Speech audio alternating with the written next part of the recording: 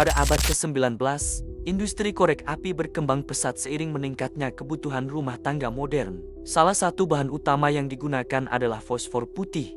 Zat kimia sangat reaktif dan mudah menyala. Fosfor putih dipilih karena mampu menyala dengan gesekan ringan, membuat korek api praktis digunakan.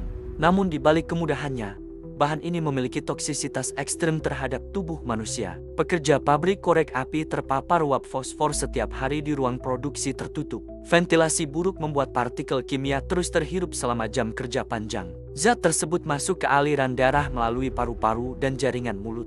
Paparan kronis memicu penyakit industri yang kemudian dikenal sebagai Fossi-Jaw. Kondisi ini merupakan bentuk nekrosis tulang rahang akibat keracunan fosfor. Gejala awal terlihat seperti sakit gigi biasa dan pembengkakan gusi. Luka kecil di mulut tidak sembuh, melainkan berkembang menjadi infeksi dalam.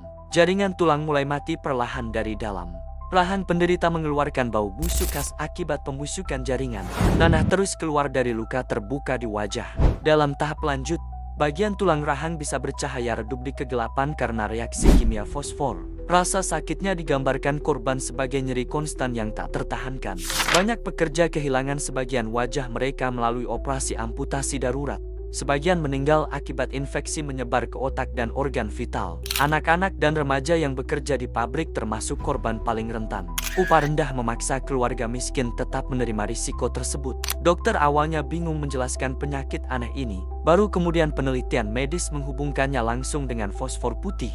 Laporan ilmiah memicu kemarahan publik terhadap kondisi kerja pabrik. Aktivis buruh menuntut pelarangan bahan beracun tersebut. Beberapa negara mulai mengatur produksi korek api pada akhir abad ke-19.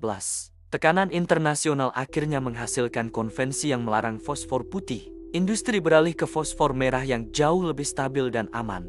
Kasus Fossi-Jaw menjadi tonggak penting dalam sejarah kesehatan kerja. Ia menunjukkan bagaimana bahan kimia industri dapat menghancurkan tubuh secara perlahan. Penyakit ini juga menandai awal kesadaran global tentang hak keselamatan pekerja. Reformasi tersebut membantu membentuk standar perlindungan tenaga kerja modern. Kisah pabrik korek api menjadi pelajaran keras tentang harga tersembunyi dari kemajuan industri. Teknologi sederhana yang tampak sepele ternyata menyimpan tragedi biologis. Sejarah ini mengingatkan bahwa inovasi tanpa etika dapat berubah menjadi bencana manusia. Setiap bahan baru membawa tanggung jawab ilmiah untuk memahami dampaknya. Di balik nyala kecil korek api abad ke-19, tersembunyi penderitaan ribuan pekerja yang terlupakan. Inilah lembaran kelam.